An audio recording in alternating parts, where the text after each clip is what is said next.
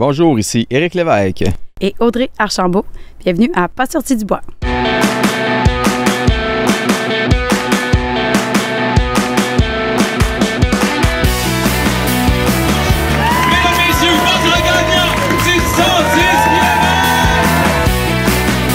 Si tu commences à te sentir bien en courant un ultramarathon, fais-toi-en pas, ça va passer.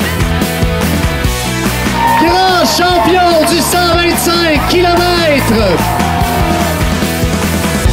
C'est la Minute NAC et là encore cette semaine, j'ai un nouveau produit à vous présenter parce que l'équipe de NAC est en feu. Après les purées il y a moins de 2 semaines, c'est au tour d'une nouvelle saveur de drink mix d'arriver sur les tablettes. Ben oui, on avait 2 belles options avec lime et melon d'eau, mais le NAC se surpasse puis nous amène ailleurs avec sa nouvelle saveur bouillon salé, une option révolutionnaire qui viendra balancer les produits sucrés qu'on se tanne parfois de consommer sur des longs efforts. On retrouve les mêmes apports nutritionnels que dans les autres saveurs, c'est-à-dire 250 calories pour une flasque de 500 ml avec 55 g de glucides, 1100 mg d'électrolytes, 1300 mg de BCAA et 8 g de protéines. L'essayer, c'est l'adopter. Pour t'en acheter, ça se passe sur le nac.com et si c'est ta première commande, on t'offre 15% de rabais avec le code promo Pas sorti du bois, PASSORTIDUBOIS. Bon épisode tout le monde. Ouais, ben, on n'est pas sorti du bois, hein? Salut tout le monde, bienvenue à ce 164e épisode de Pas sorti du bois. Je commence seul, mais vous allez voir, ça va pas durer parce que je suis de retour des Chic Chocs depuis une semaine, puis j'ai vécu un séjour exceptionnel là-bas dans le cadre de l'Ultra Trail des Chic Chocs. On était là en famille, j'étais là pour les aider, tourner du contenu sur place. J'ai enregistré des petits épisodes, j'ai couru le 26 km que vous avez vu, je suis revenu de là sur un nuage parce que je venais de vivre quelque chose de magnifique parce que, encore une fois, un événement trail au Québec, la communauté qui est au rendez-vous, dans ce cas-ci, une équipe, une organisation qui est passionnée, qui est dévouée, qui est extrêmement pro. Parce que les Chic Chocs, c'est pas des montagnes qui sont faciles à apprivoiser, c'est pas des montagnes qui sont faciles à courir pour les athlètes qui étaient là, mais c'est pas des montagnes qui sont faciles pour organiser un événement parce que vous allez l'entendre dans l'épisode, mais c'est plein de défis, c'est tellement reculé, c'est des zones à haute altitude. Donc c'est une organisation qui est vraiment professionnelle, vraiment sur la coche, il n'y a rien qui est laissé au hasard, la sécurité est au top. Des obligations comme ça, c'est sûr que ça amène une rigueur, mais il y a une espèce de côté très humain, très roots à cette course-là. Il y avait 600 coureurs et leurs familles qui étaient présents. C'est un grand événement, mais moins que d'autres, il y a une échelle humaine. Il y a quelque chose de vraiment le fun dans cette course-là. Bref, vous allez le découvrir dans l'épisode, mais moi, vous pouvez l'entendre. Je suis sur mon nuage, puis j'ai vraiment trippé. Je suis en amour avec ces montagnes-là. Les Chic Chocs, c'est exceptionnel. Puis maintenant, mais je peux dire que je suis en amour avec cet événement-là. C'était malade. Vous avez entendu Audrey et Éric en introduction. En fait, c'est que la conclusion, ça va se faire avec eux. On a des beaux scoops au sujet de l'édition 2024. Ils ont annoncé des choses suite à l'édition de cette année, mais on a un peu plus d'informations sur les choses qui ont été annoncées. Je laisse planer le mystère si vous n'êtes pas encore au courant. Vous verrez à la fin de l'épisode. J'étais là pour la 4e édition. J'étais un peu partout. J'ai pris des images de la tête de course du 101 km dès le début de la course. Donc, au début, ça va prendre la forme d'extraits que j'ai enregistrés pendant qu'il y avait seulement le 101 km sur les parcours puis que la course commençait pour eux. Puis, tranquillement, on va basculer vers davantage des petites entrevues que j'ai faites au village UTCC, qui est la ligne de départ, d'arrivée de toutes les distances. J'ai parlé avec plein de monde. Je pense que j'ai une douzaine d'invités sur cet épisode-là. C'était vraiment trippant. C'est un format qui est différent. Je trouvais ça très cool de faire des mini-entrevues. J'espère que ça va vous plaire. Puis on finit ça, comme je vous disais tantôt, en beauté avec une discussion un peu plus longue avec le directeur de la course, la coordonnatrice de la course. Puis c'était vraiment intéressant de les entendre à chaud, quelques heures à peine après la fin de leur événement, raconter encore sur le coup de l'émotion, encore sur le coup de la fatigue, ce qui a pu se passer pendant cette fin de semaine-là dans les Chic Chocs. Donc, sans plus tarder, je vous amène avec moi dans l'Ultra Trail des Chic Chocs. Je vous invite à plonger avec moi. On y va de manière chronologique à partir du vendredi soir jusqu'au dimanche. Donc, on se lance là-dedans. Bon épisode. David Bombardier. Alias alias, semble-t-il, Monsieur Plan de Marde. Monsieur Plan de Marde, comment ça va, David? Ça va très bien, très bien. J'ai vraiment hâte de partir. On est à 20 minutes du départ du 113, qui est finalement un 101 km. On est tout près. T'as hâte, tu me disais justement qu'on enregistre que là, le départ à 16h, c'est un enjeu. C'est un défi, dis-moi? Oui, c'est ça. C'est la première fois que j'ai toute une journée avant de partir. D'habitude, je me lève le matin, puis go, on se prépare, puis déjeune, petit café, go, c'est parti. Là, c'est plus de passer le temps, puis essayer de se préparer mentalement. J'ai juste hâte de partir. Qu'est-ce que tu as le plus hâte sur le parcours? J'ai hâte de voir comment je vais gérer tout ça, parce que là, bon, on le sait, avec les coyotes agressifs, ça a bousculé un peu les plans. Mais c'est quand même un terrain de jeu que j'aime, puis c'est du gros dénivelé, du gros des plus, du gros des moins, des 1000 mètres d'un coup. Fait que ça me rappelle un peu mes courses sur des volcans, Nicaragua, Guatemala. Fait que je suis en terrain quand même un peu connu, mais c'est taxant pour les muscles, là. Ça va être le fun. Ça va faire mal. Vous aviez un 113 km avec 5400. Finalement, l'organisation a dû bouger un peu. On se ramasse avec un 101 avec 5400. Je fais le calcul pour le fun. Dans les longues distances, c'est le plus gros ratio de D+ par kilomètre. Toi qui arrives d'avoir fait tous les sommets de plus 4000 pieds, on dirait que tu étais prêt pour ça? Ben oui, c'est ça. Puis j'ai pas eu de plan d'entraînement, rien. Je me suis dit, je vais me donner un défi, le fun, faire du dénivelé puis juste m'amuser. Donc, je pense que mes jambes sont prêtes. Est-ce qu'ils sont bien reposées? Pas sûr. J'ai fait le 50 d'Ultra Trail de Fjord du Saguenay la semaine passée avec ma blonde. C'était pas la meilleure idée avant un 100K. On l'a dit en ouverture, Monsieur Plante de Marde. Voilà. Donc, je suis là pour m'amuser, puis je pense que ça va être vraiment le fun. Ben écoute, David, toujours un plaisir de te croiser, puis je pense que tu vas beaucoup t'amuser. On s'en reparle après. Certainement. Bonne course. Merci. Il est 16h13, ça fait 13 minutes qu'on a donné le départ pour le 101 km. Je suis sur une route de gravel dans le parc national parce que là, l'objectif en ce moment, c'est d'aller se stationner au lac aux Américains, qui est environ le 7e kilomètre. Donc, je devrais arriver là une petite demi-heure avant les coureurs pour amorcer l'ascension du mont Xalibu, qui est le point le plus haut de l'Ultra Trail des Chic-Chocs que les gens de la grande traversée du 113 km devaient pas faire. Mais avec les coyotes qui sont mêlés de la partie, finalement, l'organisation a décidé de revoir les tracés et donc d'ajouter le mont Xalibu, qui est, moi, personnellement, ma plus belle montagne. Je trouve le plus beau sommet à proximité, disons, du gîte du Mont-Albert, du centre de service. Fait que, bref, c'est vraiment le fun pour les coureurs d'aller monter là. C'est un aller-retour qu'ils font. C'est pas piquer des verres comme monter, c'est rough sur les jambes, ça commence très fort. Puis moi, je me gâte. Je vais aller tenter de me rendre au sommet avant eux autres. J'ai une bonne avance quand même pour pouvoir prendre la tête de course à la GoPro, puis de voir un peu comment la course se déroule, puis de pouvoir capter ces images-là pour le Ultra Trail des Chic-Chocs. Donc, ça va être bien le fun, une belle montée en perspective. Il est 21h, vendredi soir. Je viens de croiser Jacob Barry-Arnasson, qui est toujours en tête de la course. Dans le fond, le parcours recette avec le spécial Coyote, c'est que les coureurs du 101 km commencent avec le 26 km du dimanche, donc un aller-retour à partir du village UTCC jusqu'en haut de Xalibu. C'est une mise en bouche de 26 km avec quasiment 1400 mètres de dénivelé. Ensuite, ils font un up and down. Ensuite, ils font un up and down du Mont-Albert. Donc, c'est une boucle. Je pense que l'aller-retour, c'est environ 12 km avec un autre 1000 de dénivelé là. Fait que si vous faites vos calculs aussi vite que moi dans ma tête, après l'aller-retour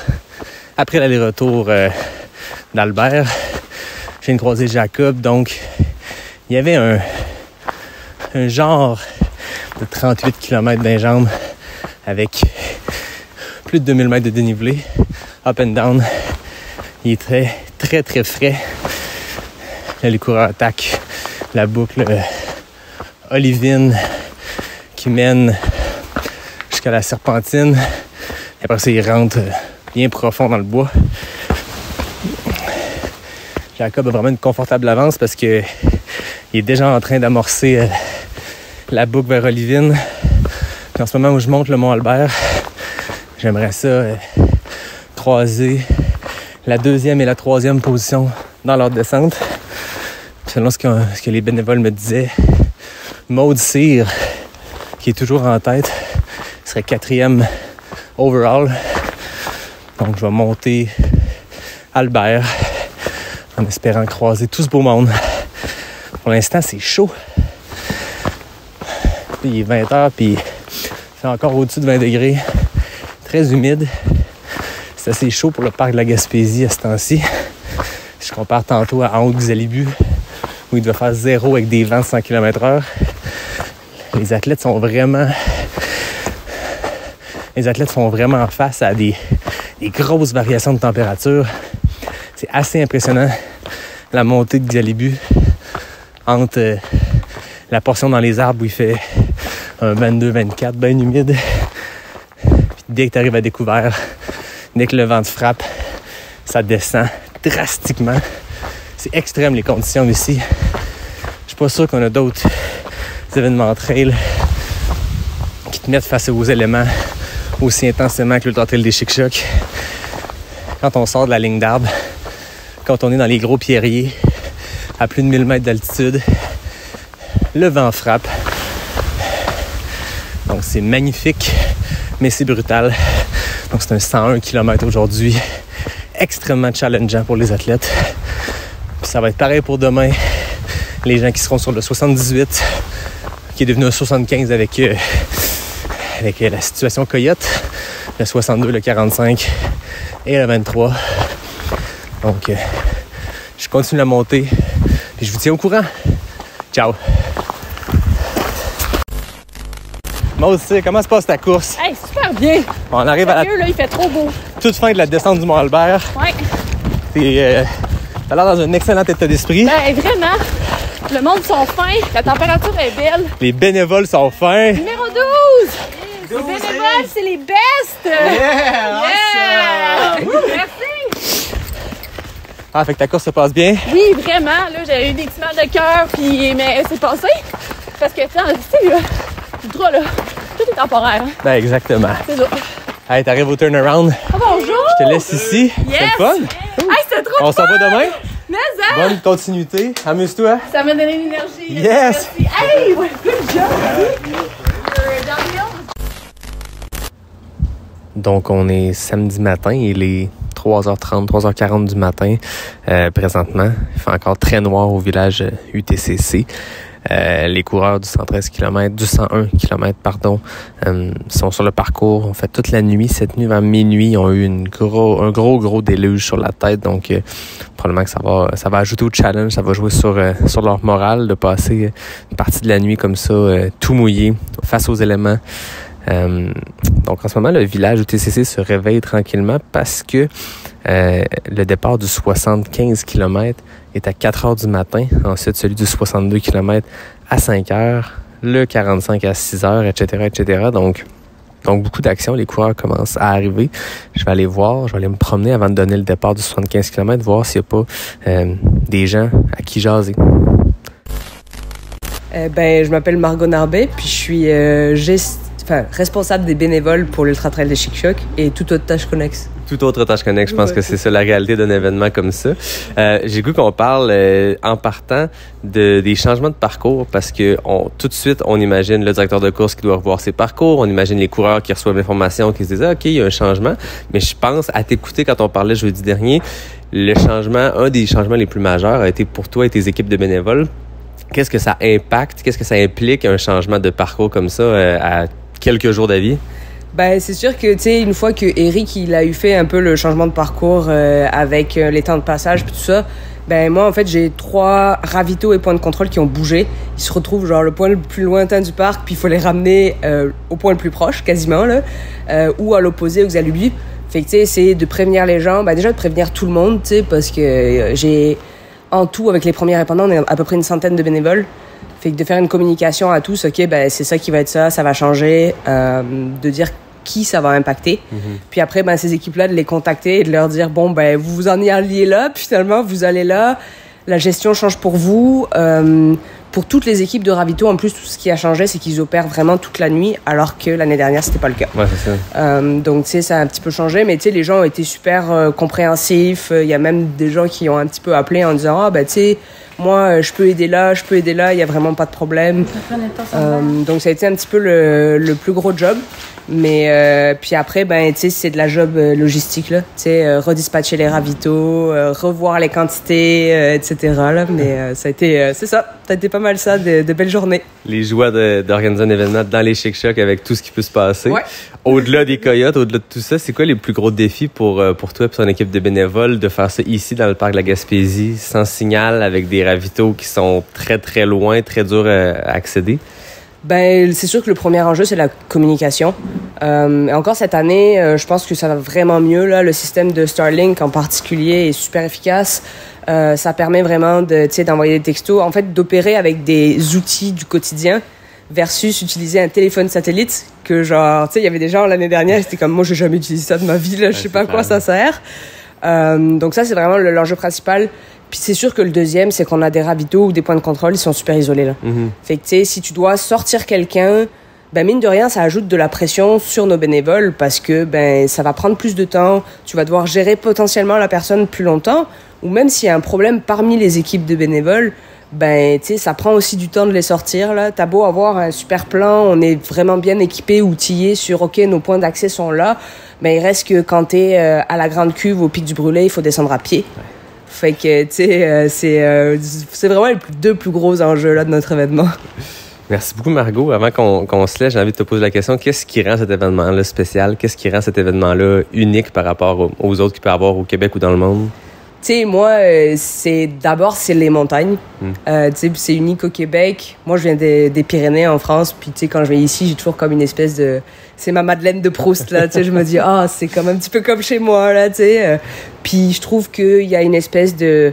Je dis pas qu'il y a pas ça dans les autres événements, là. J'ai participé à d'autres événements en tant que bénévole à Ricana et tout. L'ambiance est extraordinaire, là. Mais je trouve que, tu sais, t'es loin, t'es isolé. Fait que ça fait une espèce de petit effet de communauté, là. Les gens se tiennent vraiment fort ensemble. Puis, tu sais, cette année, on a eu vraiment beaucoup de bénévoles qui sont revenus, qui sont impliqués encore plus que les années précédentes. Fait que je trouve que, ça rend l'événement assez unique. Ah, c'est le fun. Merci beaucoup de ton temps. Merci. Ouais. Salut, mon nom c'est Samuel Poher. Une deuxième à pas sortir du bois. Une deuxième, en effet. Après Autour du feu. C'est vrai, on avait fait un épisode il y a quelques années. On avait parlé de FKT, c'était cool. Ouais, c'est ça avait été cool. Écoute, tu viens de remporter le 23 km du samedi. Ouais. Dans un nouveau record du parcours. Tu as droppé 1 minute au record du parcours. 1 minute et quelques. 1 minute et quelques. J'ai travaillé, c'est ça. Là, je vais les prendre. Comment s'est passée ta course, Sam? Ça a été correct, sans plus. Je dois avouer que j'avais un petit peu plus d'attente. J'ai manqué un peu de jambes, honnêtement, là. Je suis parti assez vite. Au niveau stratégie de course, c'était pas ma meilleure journée, puis j'ai payé un peu pour, mais j'ai été capable de sauver les meubles dans la descente finale. C'est ça, parce qu'on se rappelle que ça se termine avec un 7 km. On descend le Mont-Albert très rapidement. Tu t'es mis à bloc. Ouais, quand même. En fait, la première portion est vraiment plus technique, fait que c'était plus d'être efficace. Un de mes objectifs aujourd'hui, c'était de revenir en santé, pas me faire mal. Puis dans des parcours comme ça, je pense que c'est toujours le premier objectif à avoir. Donc non, je voulais juste être efficace dans les portions vraiment techniques. Puis une fois qu'on est tombé dans des portions roulantes, j'ai laissé aller les jambes. J'ai vu ça, moi j'étais là pour filmer les têtes de course sur le dernier kilomètre qui est de la route. Puis je parlais avec le bénévole avant, puis je disais, si c'est Sam qui passait ça en premier, je te jure, je suis pas capable de le suivre jusqu'à l'arrivée. Et c'est exactement ça qui s'est passé. C'était mis à bloc parce qu'il y avait quand même une minute et quelques à ne pas perdre. Honnêtement, en descendant, je voyais les kilos descendre, puis c'était comme, 3 kilos... OK, faut pas que je niaise, faut que je reste sur une allure X, mais j'étais comme, en calculant dans ma tête, j'étais comme, c'est du 2,13, 2,15, ça, fait que j'ai pas le temps de laisser aller, fait que non, il y avait pas de choix à avoir aujourd'hui, c'était jusqu'au bout, là. C'était cool parce que pour la petite histoire, Christopher Levac-Savard avait le record en 2h15. T'es allé chercher ton record et une dizaine de minutes après toi, il est arrivé en battant le record du parcours sur le 45. Il y a comme il y a un jeu de tag qui se fait. Là. Il y a vraiment une boucle, c'est intéressant. Puis ce qu'il faut dire, c'est que les records avaient été établis dans des conditions vraiment chaudes dans les dernières années. Fait que malgré qu'aujourd'hui, les conditions étaient vraiment horribles avec les orages puis les conditions vraiment boiteuses et pas rapides. En fait, c'était un Québec Mégatrail repeat pour moi aujourd'hui. Là. Il semblerait que toutes mes courses vont être vraiment dans des météos de merde cette année, mais bon, I guess que c'est ça. Mais non, Christo, incroyable perf ce qu'il a fait, là, un 5 heures sur le 45 dans les conditions que c'était aujourd'hui, chapeau, c'était très fort. Il a retranché 15 minutes au record du parcours, qui était très rapide. C'était Alexis Chapdelaine l'année passée, tu avais fini deuxième sur ce parcours-là. Donc, faut dire que l'an dernier, on avait perdu un peu des plumes sur le retour, là. Il avait fait très chaud, puis Christo a été très solide sur le retour cette année, fait que je pense qu'il a couru intelligemment, puis il a usé de ses habiletés techniques, honnêtement. Puis il a monté très fort la cuve, j'ai cru comprendre aussi aujourd'hui. Puis c'est un peu là qu'il y a une différence qui se fait sur toutes les courses, là. Voilà. Fait que voilà. Donc là, le 23 est terminé. Par contre, toi, ton week-end n'est pas fini parce que demain, tu te lances sur le 26. Ouais, j'ai eu la brillante idée, notez le sarcasme ici, de m'inscrire aux deux épreuves courtes, 23 et 26 kilos. En fait, mon but, c'est vraiment d'avoir une grosse fin de semaine d'accumulation. Je suis dans un bloc d'accumulation en ce moment au niveau de la charge dès l'autre pas, puis j'essaye d'enchaîner. Fait que je remplace mes entraînements par des courses courtes. Mais ouais, donc je fais le 26 kilos demain. J'ai hâte de voir dans quel état vont être les jambes demain matin, mais le but, c'est de travailler sur des jambes fatiguées. Fait que c'est ça qui va se passer. Tout à fait. Est-ce que dans la récupération, dans ce que tu fais entre le moment où tu as traversé la ligne d'arrivée puis le départ de la course demain matin, est-ce que tu fais des choses particulières? Est-ce que tu modifies ce que tu aurais fait normalement après une course? Ben, normalement, honnêtement, après une course comme ça, j'aurais pris une bière. Ouais. Là, je pense que je vais attendre demain, mais je vais en prendre 2. Voilà. Ça va être la façon intelligente d'approcher la chose. Déjà, non, mais honnêtement, mon but, c'était vraiment de m'alimenter le plus, me réhydrater énormément. Je suis allé me mettre au chaud, je suis allé me mettre au sec, je suis allé me laver. Tu sais, juste d'être confortable. Je vais aller faire une grosse sieste. Je vais essayer d'avoir un petit massage aussi, juste pour m'assurer. Peut-être faire un petit shake-out ce soir, juste 10 minutes pour flusher les jambes. Ça va être très lent. Sinon, ça ira demain, warm-up, peut-être un chouïa plus long pour faire tourner les pattes. Puis une grosse nuit de sommeil. Honnêtement, c'est ça, c'est manger, dormir. Et voilà. C'est la clé. Tous ceux qui écoutent, qui veulent faire des courses par étapes, écoutez les conseils de Sam. Merci Sam, toujours un plaisir de te jaser. Puis félicitations pour ta course. Merci beaucoup. Puis j'ai hâte de te voir demain, toi aussi, sur le 26. Ça va être cool. Ça va être très cool. Salut, je me présente, je m'appelle Christopher Lévesque-Savard. Christopher, tu étais sur le 45 ce matin. Il y avait une histoire, je l'ai racontée tantôt avec Sam Poher. Il est allé chercher ton record du parcours sur le 23. Toi, tu as répondu en allant chercher le record du parcours du 45. Grosse journée de record du parcours, mais au-delà des chiffres, comment était ta course? Très surpris parce que sur un 50, je n'ai fait à peu près 3 ou 4 depuis que je cours en trail. Puis c'est la première fois que je me sens bien du départ jusqu'à la fin. Okay. Puis j'ai réussi à bien gérer mon alimentation puis mon hydratation. Fait que je suis vraiment bien content. Puis en plus, j'ai eu le record du parcours aujourd'hui. Fait que totalement surpris parce que je l'ai eu de 15 minutes en plus. Puis je visais le temps, mais vraiment limite là. Ouais, c'est ça. Tu dis une course quasiment parfaite, idéale en tout cas. Tu connais bien ces montagnes-là. Tu es du coin, tu t'entraînes ici, tu as coursé souvent ici. C'était quoi les difficultés aujourd'hui cette année? Ben, j'avais jamais fait la section de la Péruline. Puis je savais vraiment pas à quoi m'attendre. Je savais que c'était vraiment technique, mais là c'était tellement boiteux, ça avait aucun sens là. J'étais vraiment surpris, c'est que ça se courait vraiment pas, fait que c'était vraiment dur mentalement de se motiver. Je me demandais, tu en as fait plusieurs courses, tu as coursé même en Europe l'année passée, l'OCC, tu as fait beaucoup de courses au Québec. Qu'est-ce qui est différent de cette course-là ici? Qu'est-ce qui est unique avec l'Ultra Trail des Chic-Chocs? Ben, dans le fond, j'ai fait une course à l'OCC l'année passée à l'UTMB. Mais c'est totalement différent. Là. Ici, c'est technique du début jusqu'à la fin, sauf la fin du Mont-Albert. Ouais. Le reste est totalement technique, puis aucunement, l'OCC, c'est aucunement pareil. Là. Qu'est-ce qui s'en vient pour toi pour le reste de l'année? Dans le fond, je vais participer avec Team Canada au NASAC. Là, c'est l'Amérique du Nord puis l'Amérique centrale. C'est une compétition internationale. Là. Puis je vais faire ça le 16 septembre en Saskatchewan. Je fais un up and down classique 10 km. Okay. Puis après ça, j'ai les Xterra Trail Championships 2 semaines après dans le Maine. Okay. Après ça, j'ai un marathon de Philadelphie en novembre. OK. Un automne bien occupé. Oui, c'est ça.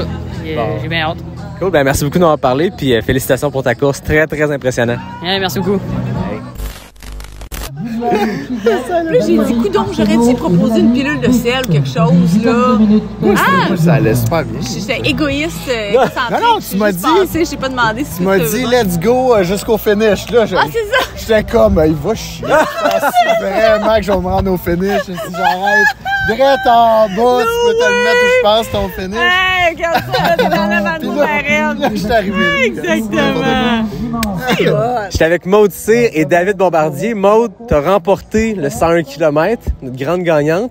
David, t'as terminé 5e. Puis, je vous voyais les deux, on a jasé un peu, les trois, mais les deux individuellement. Je sentais que vous aviez vécu toute une course, puis je pense que vos courses se sont intercroisées, se sont croisées à travers la journée. Je me suis dit, ça va être le fun, on va faire ça les trois ensemble. Les deux, vous avez vécu des grands hauts et des grands bas dans cette course-là. David, on commence avec toi. Parle-nous de ta course, ton 101 km. C'est en deux parties. Il y a le premier 38 où ça a été n'importe quoi et il y a eu la résurrection après ça où là, ça a été une remontée spectaculaire. J'ai eu le plus bas de toute mon histoire de la trail et le plus haut que j'ai jamais vécu. Fait que ça a été j'ai vraiment rebondi. Je pensais jamais que ça se pouvait.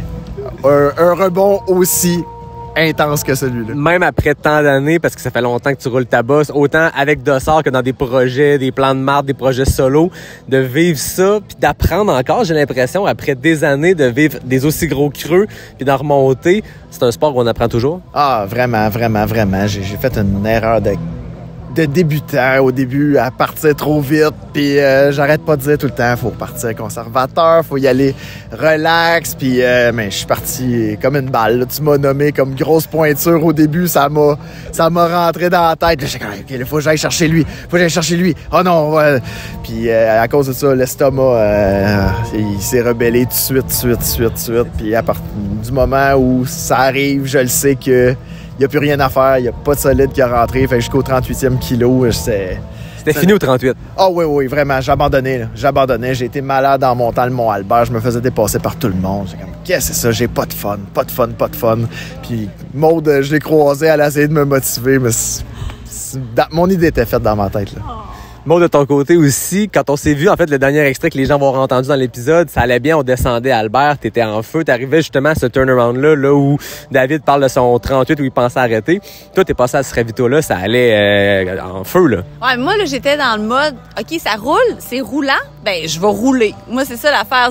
J'essaie pas d'attraper des gens, là, ou peu importe, là. Je me dis, le monde me dit que c'est technique. Est-ce parce que c'est zéro technique, là? À moins que la technicité au Québec, c'est parce que j'habite en Colombie-Britannique. Oui, c'est ça. Donc, mais non. J'ai dit, moi, c'est quoi? Je vais en profiter que c'est roulant. Je sais pas quelle est la technicité ici, là, mais il y en a pas.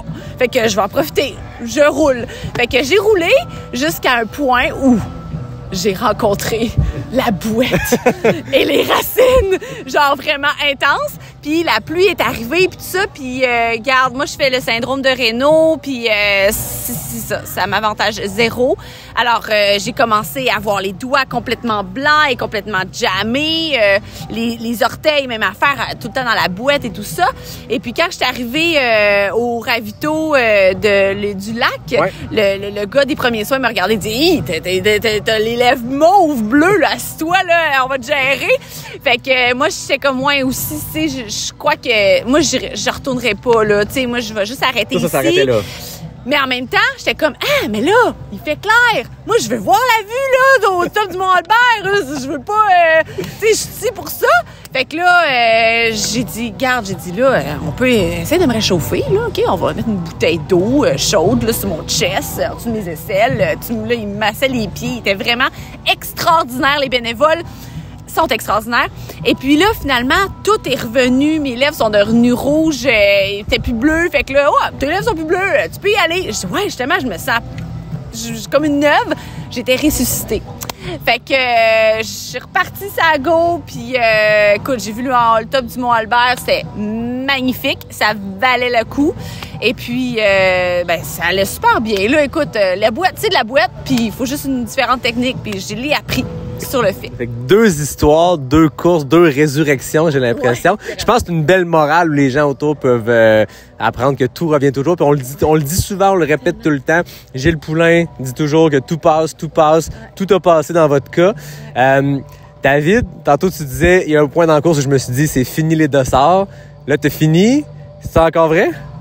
Ben non, c'est ça qui tout a changé. Écoute, en redescendant de Mont-Albert, là, j'étais déjà en train de dire, OK, je vais pouvoir expliquer mon abandon de cette façon-là, je vais écrire ça de telle façon. Tout était en train de s'écrire. Le scénario s'écrivait. Oh, oui, c'était écrit, là. C'était là. Tout était là. Puis finalement, je l'écrirai jamais. Parce que ça s'est pas passé, puis je suis allé rechercher chaque coureur. Mais j'avais le fermeur directement, disons-le, dans le cul. Quand je suis reparti du Mont-Albert, j'ai fait, c'est pas vrai que je vais avoir un fermeur qui va me suivre tout le long. À partir de là, je voulais aller chercher du monde en avant, mais aussi m'éloigner du fermeur. Fait que je suis allé les chercher un par un. C'est comme tink, tink, tink. Mais c'est tellement le fun, ce sentiment-là. C'est ça, puis ça va au-delà de l'esprit de compétition. C'est juste que mentalement, tu te mets dans un état d'esprit. Moi, c'est Pierre-Luc Fortin d'Ultra Lala Podcast qui m'avait déjà dit, lui, là, il avait parti Bromont en arrière. Puis toute la journée, il a avancé tranquillement. Puis c'est pas pour l'esprit de compétition de je veux telle position, c'est juste mentalement, ça a un effet qui est malade, là.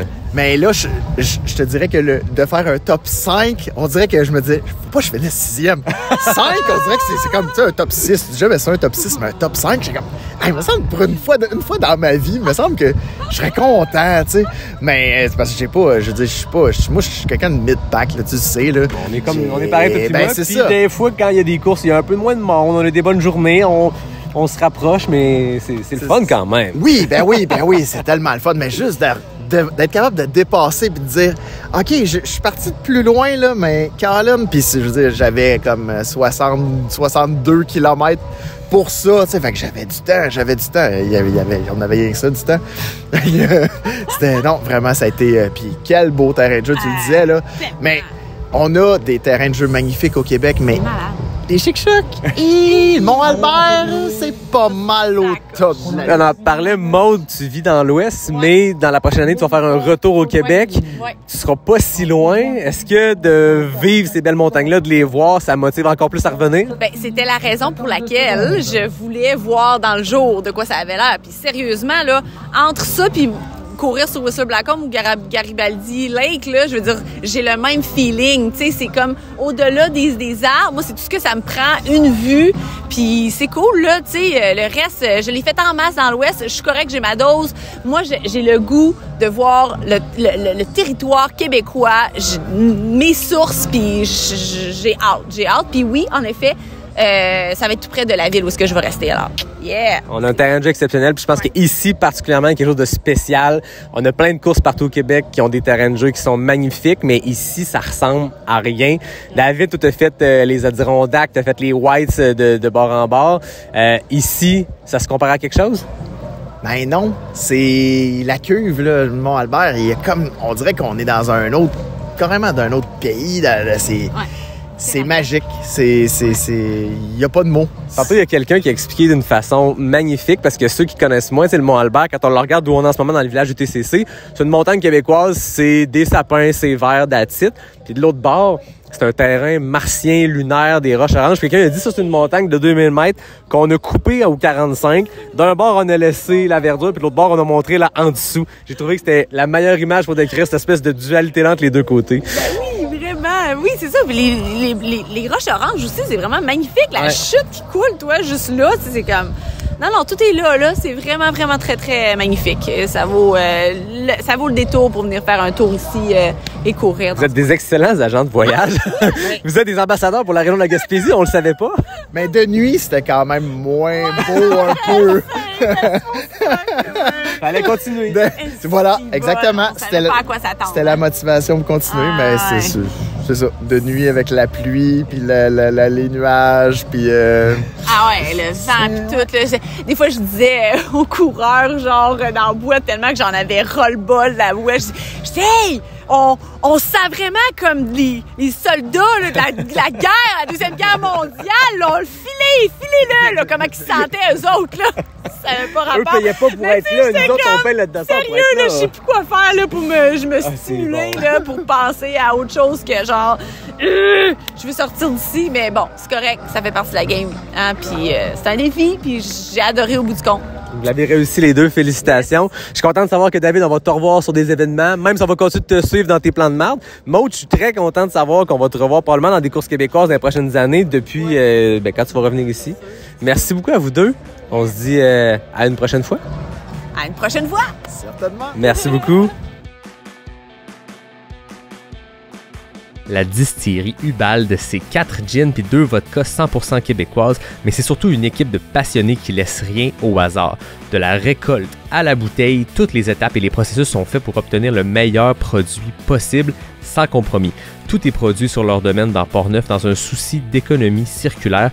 Tout est fermenté et dilué à partir d'une eau pure qui vient d'une filtration naturelle de 200 jours et tous les produits sont distillés en petits lots grâce à une configuration exclusive d'alambic italien qui met en valeur toute la texture et tout le caractère unique de chaque ingrédient choisi. Je pourrais continuer comme ça longtemps, mais le mieux que tu puisses faire, c'est de l'essayer. Cherche le gin Valley et la vodka Route 363 dans ta SAQ du coin.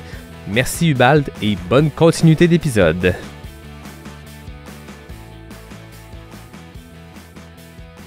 Richard Taillon. Richard, après tout ce temps-là qu'on se parle en ligne, qu'on s'écrit, on s'est croisés quelques fois, là on peut enfin parler autour d'un micro. Bienvenue à Pas sorti du bois. Ben, merci beaucoup de l'invitation, c'est super. Écoute, moi, j'étais un grand fan. Mais moi, je suis un grand fan de toi. Tu te rappelles, le moment donné, j'avais lancé une initiative, l'auditeur du mois. Ça a été toi, puis c'est une initiative qui, bon, par manque de temps, encore aujourd'hui, t'es le seul auditeur du mois de Pas sorti du bois. C'est bon, je vais garder mon titre. Ah oui, exactement. Écoute, je suis très content de te voir. T'étais sur le 62 aujourd'hui, en préparation pour un gros défi qui s'en vient. Qu'est-ce que ce gros défi? Le défi du Tordret pour la deuxième fois. C'est ma revanche cette année pour le terminer. À cause que l'année passée, j'ai terminé j'ai fait ça en 80 km et barrière horaire, 1 heure de différence, donc je me suis fait couper. Mais cette année, je pense que ça va être bien parti pour le faire au complet. Pour ceux qui sont moins familiers, qu'est-ce que le Tordret? Le Tordret, c'est une course en Italie. C'est 130 km. Donc, 130 km avec 12 000 mètres de dénivelé, quand même un bon ratio. Je pourrais pas te dire les ascensions, parce que ici, j'ai remarqué qu'il parlait des ascensions au niveau des Chic-Chocs. Mais là-bas aussi, il y en a des bonnes.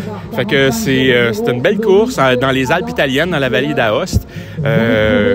Donc, ça part de Courmayeur, mais moi, ma course, elle part de Grossonnet. Et c'est un aller seulement. Okay. Donc, c'est un aller de Grossonnet à Courmayeur. Donc, ça se passe dans le cadre du Tord des Géants. Donc, je pense que vous êtes une belle gang de Québécois. Année après année, on entend beaucoup parler du Tord parce qu'il y a une Martine Marois, la fierté du Québec, qui année après année s'en va là-bas. Puis, il y a plusieurs Québécois qui l'ont fait. Qu'est-ce que ça impacte pour toi d'avoir d'autres Québécois qui vont faire cette course-là? Est-ce que tu t'imprègnes de leurs expériences? Est-ce que tu parles avec ces gens-là? Oui, je parle avec ces gens-là. Je m'imprègne beaucoup parce que c'est très intéressant de tout le cheminement qu'ils ont. Ils ont un super beau chemin. Puis en réalité, moi, je suis en train de tracer mon chemin en même temps par rapport à ça. J'avais déjà fait un petit pause à un moment donné. On avait fait une ride au niveau des Chic-Chocs cet hiver, au mois de février. Puis j'avais oublié mes raquettes. Puis tout le monde avait fait les pas en avant de moi.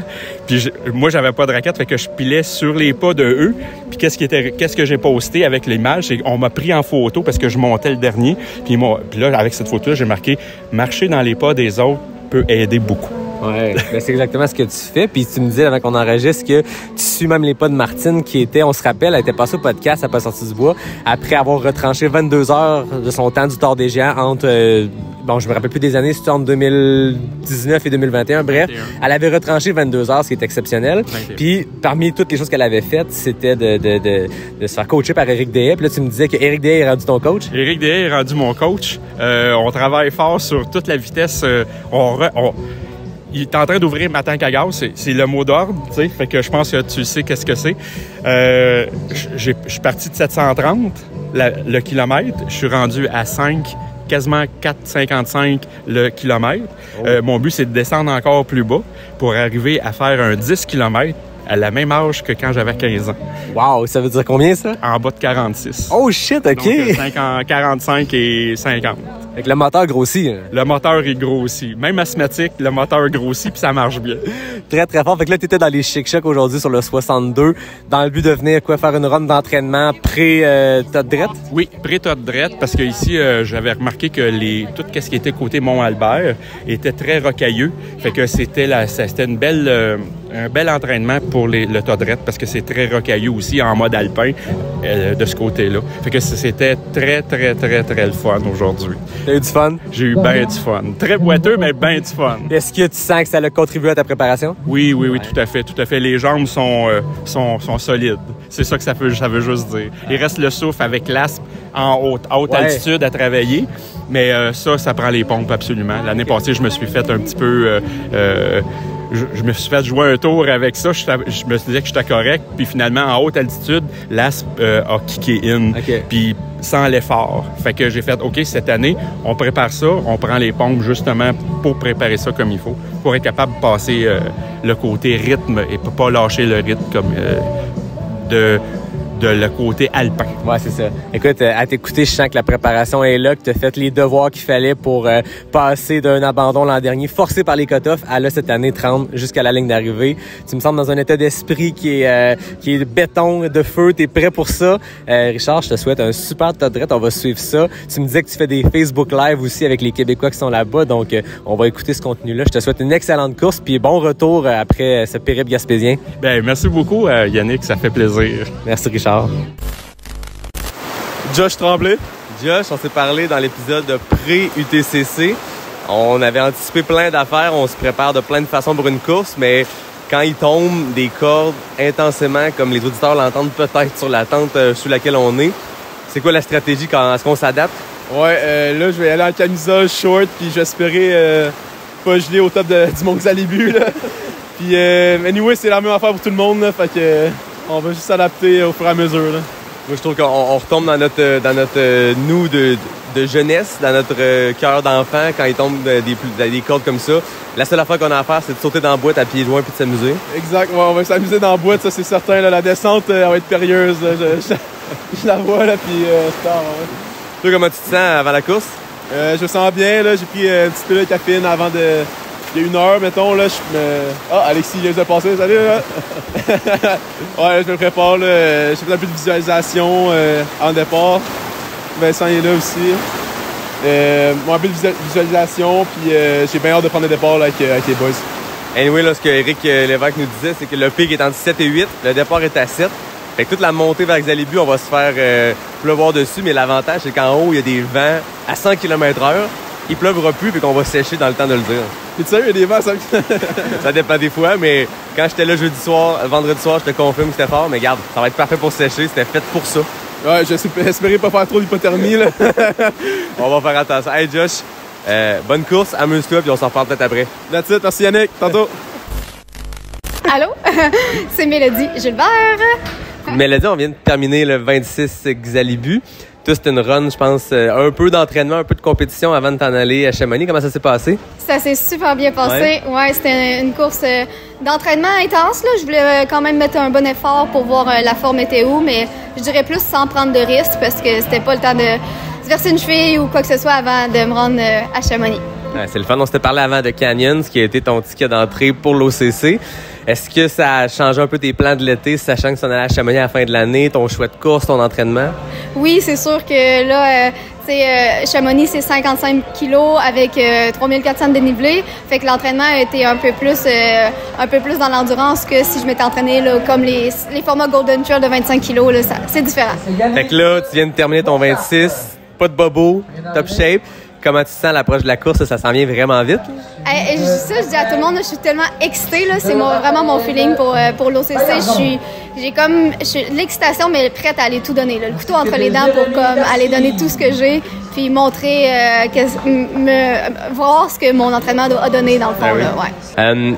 Tu en as fait plusieurs des courses. Selon toi, c'est quoi qui différencie cette course? Qu'est-ce qui fait que l'UTCC, c'est unique comme événement? Je dirais vraiment là, le terrain. Ouais. J'ai pas de terrain technique avec des roches, mais aussi la vue. Quand il fait beau, on a une belle vue. C'est vraiment la montagne, c'est vraiment plus un peu alpin. Comme on peut retrouver un peu plus en Europe. Là. C'est la seule au Québec qui est comme ça. Là. C'est la meilleure façon de venir te préparer avant de partir pour Chamonix. Oui, puis je suis quasiment contente. J'étais allée dans les White Mountains v'là une couple de semaines, puis j'ai pratiqué un petit peu dans les roches, là, fait que j'étais moins frustrée aujourd'hui dans la section rocheuse. Mais là, ensuite, félicitations pour le 26, une grosse deuxième place, mais surtout, bonne fin de préparation, bonne chance à l'OCC. Je pense qu'il y a beaucoup de Québécois qui vont te suivre d'ici. On va peut-être derrière toi à distance à te suivre, fait que amuse-toi là-bas. Eh ben, gros merci! On se voit à Ricana? Oui. Cool. Bonjour, Geneviève Asselin-Demers. Une revenante à Pas sorti du bois. Tu étais venue au spécial, l'épisode féminin qu'on avait fait avec les 3 autres filles. Ça avait été super intéressant. Geneviève, bienvenue à Pas sorti du bois. Tu étais sur le 45 hier. Comment ça a été? Un mot, boîte. Boîte? Y avait-tu de la boîte? Il y avait beaucoup de boîtes. Ben, c'est pas juste les pieds mouillés de boîte. C'est que j'ai des endroits où je suis atterrie dans la boîte jusqu'aux hanches. Puis pour me sortir, c'était de rentrer mes mains. Mais j'en avais partout d'en face. Joanie a le meilleur vidéo ever. Ah ouais? Là, moi qui pensais que je me nettoyais dans les rivières, je prenais de l'eau puis là je me nettoyais en pensant que j'étais rendue propre. Puis là, elle m'a filmé à la paruline. Clairement, je l'avais pas. Là. Je m'étais vraiment mal lavée. J'avais de la boîte d'un cil dans la bouche. C'était dégueulasse. Là. Toi qui es à la base une coureuse sur route, tu as remporté le marathon de Montréal. Tu arrives en trail il y a 2 ans. Ça fait 2 saisons complètes, disons. T'es pas allé avec les courses les plus simples pour une transition. Tu as fait les grosses Arikana 125 qui est pas piqué des verres, qui est loin d'un marathon de route. Là, tu es dans le Chic-Choc qui est probablement le plus technique et le plus boiteux qu'on a au Québec. Là, tu es rendu clairement, après 2-3 ans, une vraie de vraie traileuse. Comment se passe cette transition-là? Est-ce que tu t'ennuies de l'asphalte? Oh non. Je m'ennuie vraiment pas de l'asphalte. Là. Pour vrai, durant la race, tu fais comme, mais qu'est-ce que je fais ici, là? Genre, je suis tannée de la boîte, j'en ai partout. Puis à un moment donné, le kick, il repogne. Puis tu sais, la finale, les Chic-Chocs, la finale est insane. Quand t'arrives au Mont-Albert, après la cuve, puis là, t'as de la descente, t'as 6 km de descente de fou. Ouais. C'est là que tu te rappelles pourquoi tu le fais, là. Ah ouais. Donc, non, j'ai comme adoré tout. Puis l'esprit aussi, je pense que les courses en Gaspésie ont fini vraiment sale, mais je pense que l'esprit de gang, les bénévoles, l'ambiance est comme vraiment impressionnante. Puis tu sais, on est comme dans un microclimat aussi, fait que c'est nuages, pluie, déverse, boum, bon soleil pour l'arrivée. Rien à comprendre. Non, exact. Fait que je pense que l'expérience globale est incroyable. Mais à un moment donné, j'en ai voulu à Eric de m'avoir invité ici. Là.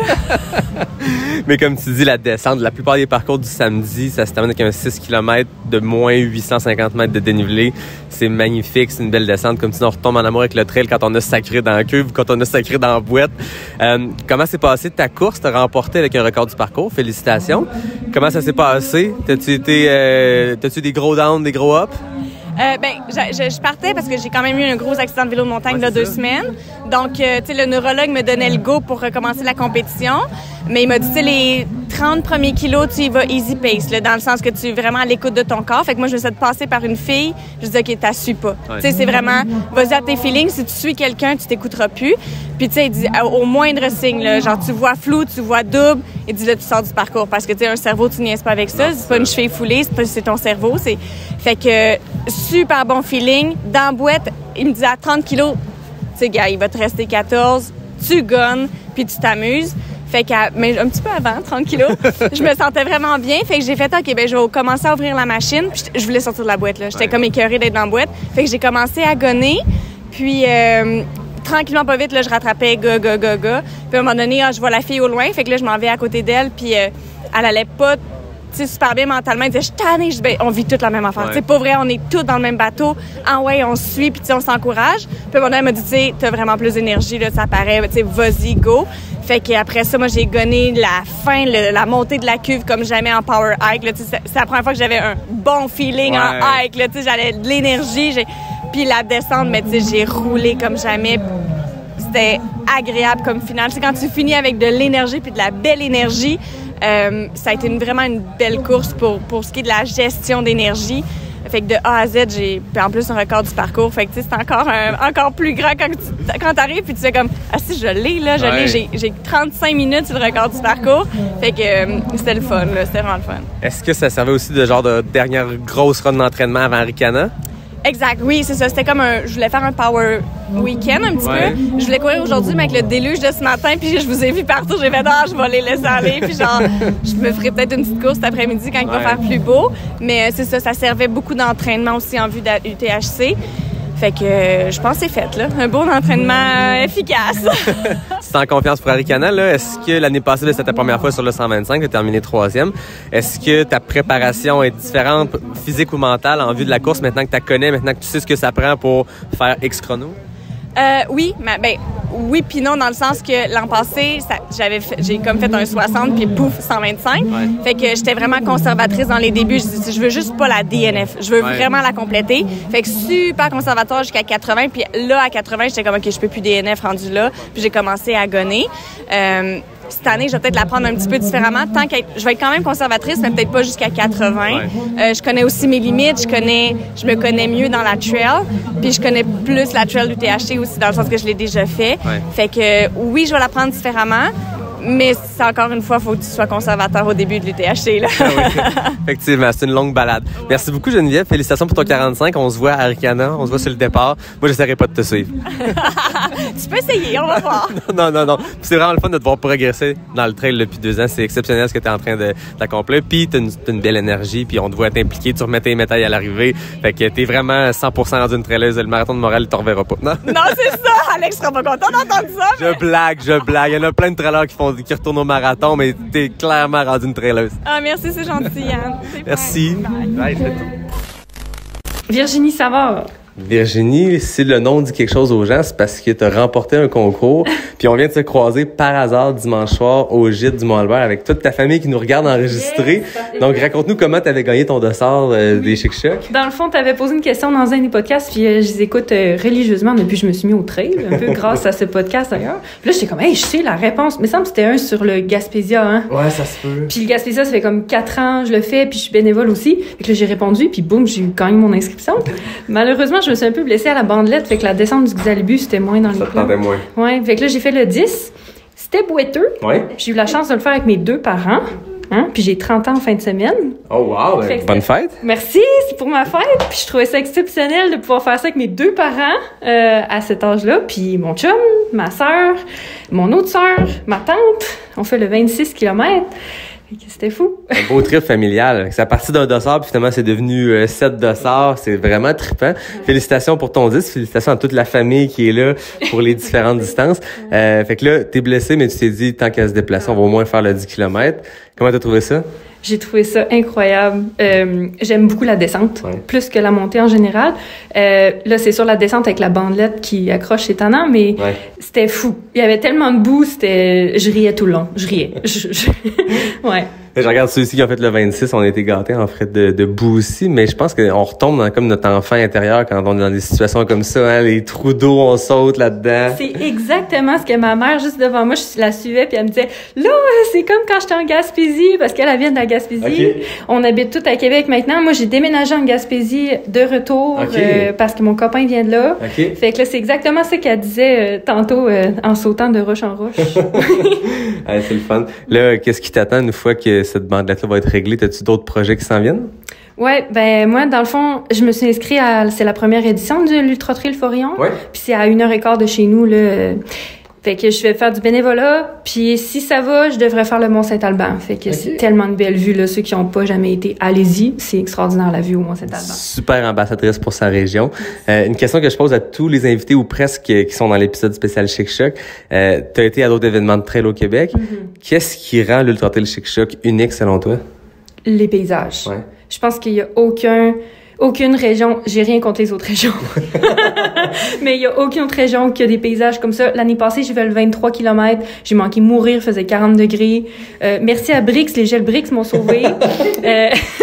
Puis les Barnac. Fait que c'était lunaire, c'était fou. Les paysages on dirait qu'on est comme sur notre planète. Ouais, vraiment, faites-le. C'est pas si loin.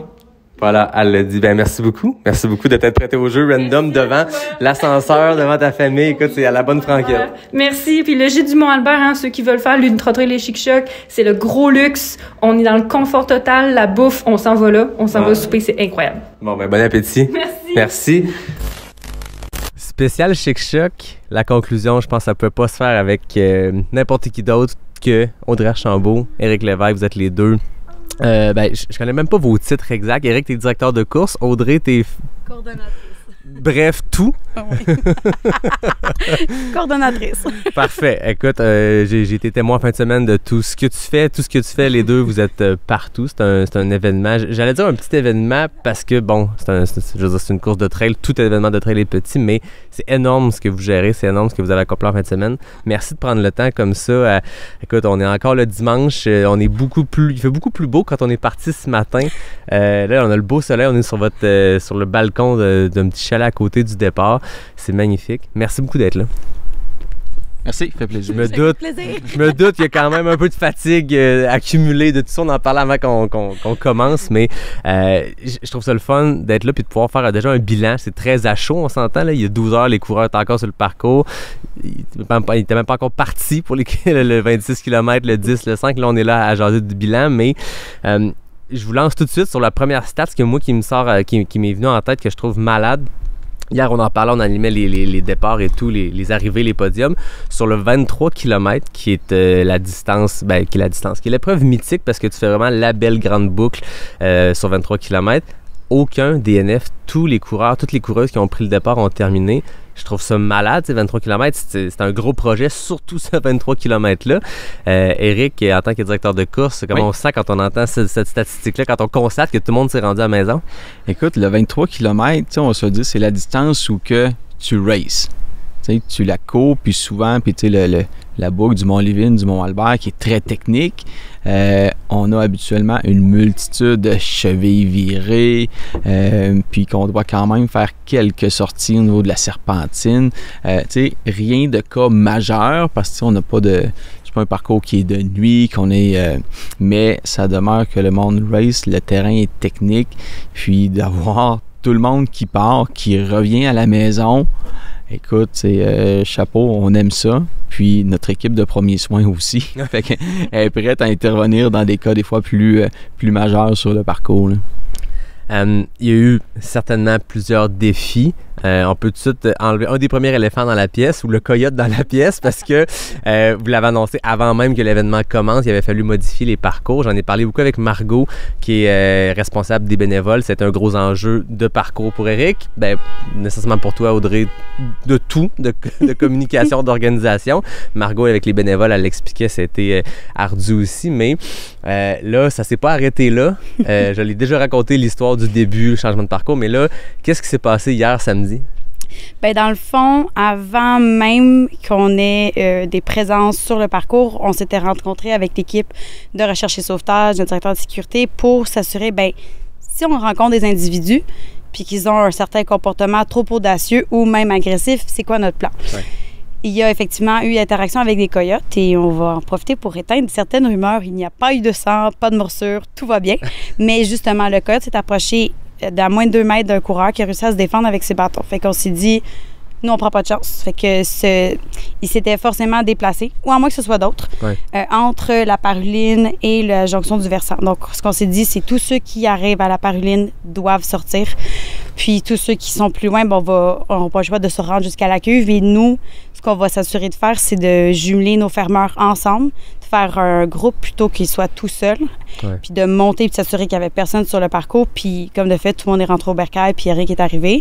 Mais on préférait avoir une attitude préventive que de risquer, autant pour nos équipes là, que les coureurs. Là. Oui, c'est la meilleure chose à faire. Puis, c'est ça. Pour remettre les gens qui écoutent en perspective par rapport à vos parcours, c'est que, tu sais, il y a une boucle, le 23 km, puis à ce 23 km-là, on ajoute un aller-retour sur le versant opposé du village du TCC. Puis là, les distances 45, 62, 113 et tout ça se rendent, puis plus ils font une grosse distance, plus ils se rendent loin sur l'aller-retour. Vous aviez déjà changé les parcours du 113, du 78 pour que les gens ne se rendent pas jusqu'au secteur. Le secteur où il y avait des coyotes qu'on évitait, et là, la Paruline où ça a été vu, c'est quoi la distance? Dans le fond, quand les gens sont à la Paruline, il leur reste encore un 19 km avant de rejoindre l'arrivée. Oui, c'est ça. Puis, on avait un contexte aussi qui était favorable aussi à la décision. On était quand même en fin de journée. Finalement, on a arrêté 7 coureurs à la Paruline. OK. Donc, tu sais, ça a été aussi un enjeu, là. Tu sais, notre course était à toute fin pratique quand même complétée jusqu'à la Paruline et le secteur qui était problématique, mais on pouvait quand même pas prendre de chance avec les derniers coureurs. Puis, je pense qu'on n'est jamais trop prudent dans ce type de situation. Non, mais tu sais, on pratique un sport, puis chaque événement a ses enjeux par rapport au terrain dans lequel ils sont. Ici, il y a tout plein d'enjeux, on peut en parler amplement, le réseau qui est quasi inexistant. C'est des montagnes qui sont très reculées, très changeants côté température, là. J'avais été ici, moi, pendant 3 jours avec toi, Eric, l'année passée, puis on avait eu quand même une température très clémente par rapport en fin de semaine où il y a eu de tout. Moi, j'ai eu de la grêle en haut de Xalibu vendredi soir jusqu'à des moments où il faisait extrêmement chaud au village. C'était beau, gros soleil. Ce matin, la pluie. Chaque course a ses enjeux, mais c'est ça la beauté du trail. On est dans un environnement qui n'est pas le nôtre. On est sur des parcs nationaux avec la faune, la flore et tout ce qui peut se passer. Dans votre cas, cette année, ça a été le coyote, mais je pense que c'était la meilleure décision à prendre. Puis je suis certain que les coureurs qui ont dû arrêter plus tôt leur course comprennent aussi, on s'entend. Si tu veux la finir de ta course, ça se peut que tu ailles te battre avec un coyote. C'est pas de la course obstacle. Non, je pense que les coureurs étaient très compréhensifs. Puis, tu sais, Yannick, tu étais au départ ce matin lorsqu'on avait le déluge à 7 heures du matin. Puis, on avait la course pour enfants qui débutait à 8h30, donc un petit peu après le départ du 26 km. Puis, la boucle pour enfants, un des côtés de la rivière, tu sais, t'es tout près là, du centre de service, puis de notre village du TCC. Le chemin, le petit sentier était complètement détruit. Il a fallu, j'ai eu l'info 5 minutes avant le départ que on ne peut pas envoyer les enfants là courir leurs 3 km. Donc, OK, on se trouve un petit plan bleu pour nos petits cocos qui sont là. Fait que ça fait encore partie des micro-ajustements qu'on doit gérer. Bon, ça, c'est notre course pour enfants. Eux, ils ont couru un petit 3 km du même côté de la rivière au lieu de faire la petite boucle. Mais tu sais, ça fait partie de... Quand tu parles de météo, écoute, non, on aurait perdu les petits-enfants dans le petit ruisseau, là. Ben, c'est la section où nous, on passait sur le 26 juste quand on longe le parking du centre de service, c'est ça? Non, c'est... OK, parce que ça, c'est une belle rivière à un endroit qui n'a pas de rivière. Oui, aussi. Hey, en fait, moi, ce que je trouvais drôle ce matin, c'est que les coureurs du 26, on arrivait tous assez clean des jambes parce qu'on traversait cette rivière-là qu'on en avait au genou, mais t'aurais eu un finish 1 km plus tôt, t'aurais eu du monde avec de la boîte jusque dans le front parce qu'il y avait de la boîte, puis ça, je veux dire, c'est la thématique des courses de trail cet été au Québec, mais je comprends que c'est ça, il y a toujours des changements, des choses à ajuster. Je sais qu'il est très très tôt pour faire un bilan, mais on est là, vous êtes dedans, vous avez peu de sommeil, donc on va pas faire une entrevue de 2 heures, je vous rassure. À chaud comme ça, c'est quoi le bilan que vous faites de cette édition-là, cette 4e édition-là? Je pense qu'on est vraiment très fiers. On a démontré notre capacité d'adaptation. Puis on a aussi vu à quel point notre équipe de bénévoles, il y en a plusieurs qui reviennent d'année en année et pour certains qui ne viennent pas du tout de la région. En fait, très peu de nos bénévoles sont de la région. Les gens se déplacent, puis il y en a qui viennent de loin, là, comme moi, de Montréal. Puis, de voir qu'ils ont été là de A à Z, même si on leur en a demandé un peu plus que prévu, qu'ils se sont adaptés, même chose pour nous. Puis de voir que la communauté était autant compréhensive aussi face à ça. Pour nous, ça, c'est dans vraiment les belles victoires. Puis que malgré aussi une ouverture des inscriptions tardives, qu'on ait quand même réussi à avoir un beau taux de participation et surtout aussi un bon taux par rapport aux absentéismes versus l'année dernière. Ça, c'est des belles victoires pour nous. On parle de combien de coureurs qui ont pris le départ au cours de la fin de semaine? Eric regarde sa main parce qu'il avait pris ses notes. Il faut faire de la vidéo description. Là. Les notes ont pâli depuis leur écriture. Donc, on avait un total de 708 inscrits là, pour cette édition-ci. Puis on a eu un total de quand même 601 personnes qui ont pris le départ. Donc, ça reste un taux de participation qui est très bien. Donc, sur toutes les distances, puis surtout notre 23 km qu'on parlait tantôt, là, qu'on a dépassé notre limite qu'on avait établi. Donc, tu sais, quand on dresse un bilan comme organisation, la priorité, c'est la sécurité de nos coureurs. On ne soit pas de cachotterie. Tu sais, le coureur qui vient, lui, il dit pas ça va être un bel événement si je tombe pas puis que je me blesse pas. Mais pour nous, l'organisation, c'est notre priorité. Puis quand on a des cas, c'est de bien les gérer puis qu'on fasse OK, parce que oui, il y en a des situations qu'on doit gérer de sécurité. Puis quand ça, c'est bien fait, on peut faire un premier crochet puis dire c'est une réussite de l'événement. Puis après ça, bien entendu, tu sais, quand on va avoir une satisfaction de nos coureurs, puis nos montagnes, notre terrain de jeu fait que le coureur, déjà, il est comblé avec ce territoire-là. Puis après ça, le reste, c'est ça, il se fait avec les bénévoles qui font un travail incroyable à tous les niveaux, ceux en montagne, ceux au village. On essaie d'optimiser après ça, à chaque année, OK, on va bonifier certains aspects on apprend chaque année, puis on essaie d'améliorer l'expérience pour les coureurs. Fait que je pense que c'est les deux crochets, la satisfaction du coureur et leur sécurité. Puis écoute, tu l'as couru, Yannick, puis les paysages, les montagnes, le degré technique, les gens ils aiment ça. Ouais. Ils aiment ça venir se challenger sur nos parcours. Puis j'aimerais rajouter quelque chose qu'on a amélioré aussi cette année, c'est l'expérience au village. Puis c'est grâce à toi, avec l'animation qui était venue compléter. Il y avait des beaux temps morts à l'époque, fait que c'était très apprécié. Merci. Merci à vous de l'invitation. Là, ça s'est fait. En fait, on s'était parlé depuis plusieurs mois même. Ça remonte quasiment à l'automne passé, les premières discussions, mais c'était pas pour cette portion-là, pour d'autres affaires qu'on a faites aussi. Mais ça, regarde, tant mieux si ça peut aider. Mais non, l'ambiance, c'est le fun. Puis le samedi, quand ça se met à rouler, que le 23, tout le monde rentre. Il y a 260 coureurs sur le 23, plus les gens du 45, du 62, tout rentre, il y a de l'action. Vous, ça fourmille, c'est sûr, vous avez plein d'affaires à gérer, mais juste regarder l'ambiance qu'il y avait là, c'est trippant parce que c'est le moment où tout le monde converge. Puis, vous n'avez pas encore écouté l'épisode parce que il n'est pas encore diffusé, mais dans les petites entrevues que j'ai faites sur le site, je veux dire, le paysage, les points de vue, c'est ça qui t'a coupé le souffle ici. Il y a plein de belles choses qui se passent. Puis vous avez un événement qui est sharp. Ça fait que 4 éditions, mais c'est un événement de calibre international. Mais vous avez le plus beau terrain de jeu. Puis je vais le dire, ça me dérange même pas, mais c'est le plus beau terrain de jeu au Québec pour notre sport. C'est hallucinant.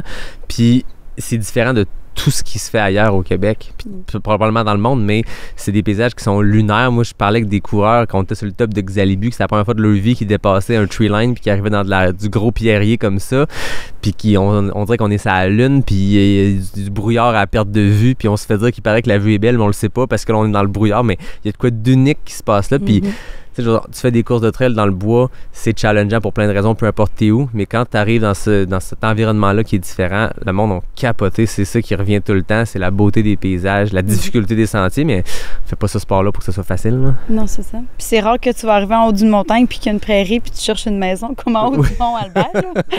Non, mais tu sais, c'est quand même quelque chose de fascinant dans les montagnes, la chaîne des Appalaches, c'est dans les plus vieilles au monde, puis ça se voit par le plateau en haut, par l'érosion du vent au fil des siècles et des siècles. Puis la végétation qui n'y a pas nulle part, qui est en fait un fond du copeau de l'océan qui s'est retrouvé là, emmené par des plaques tectoniques qui ont bougé, puis ça a créé le Mont Albert. C'est pour ça aussi d'ailleurs qu'ils cherchent à le protéger parce que c'est un écosystème qu'il n'y a pas nulle part ailleurs. C'est ça. Fait que oui, ça vaut la peine d'y aller. C'est même pour je parlais avec un coureur européen, puis j'ai pas enregistré avec lui, on jasait, puis il dit, je m'en vais faire une course au Québec, puis des sommets de 1000 mètres, ça nous fait rire en Europe, mais il dit ce que vous avez à 1000 mètres, c'est ce qu'on a à 4000 en Europe. Il y a plein de différences, mais je veux dire, ce terrain-là, où on sort de la ligne d'arbre, dans le Colorado, c'est à 3000 mètres que ça arrive. Ici, ça se passe à 700-800. Fait qu'on peut, même si l'altitude maximale impressionnera pas les gens en Europe qui font des courses qui commencent à 1000 mètres, il y a quand même ce côté-là vraiment alpin des montagnes dans le coin. Oui, puis le milieu alpin, petite anecdote, ce matin, on avait la course au Mont Xalibu, puis il y avait la pluie, c'était brumeux, puis il n'y avait pas de vue au sommet du Mont Xalibu aujourd'hui, puis je demandais à des coureurs, j'ai pris le temps un petit peu aujourd'hui, on a fait une course sur le parcours, donc puis comment vous avez trouvé votre expérience, puis le Xalibu c'était assez beau, puis là je pose oui, mais ça s'est-tu dégagé finalement?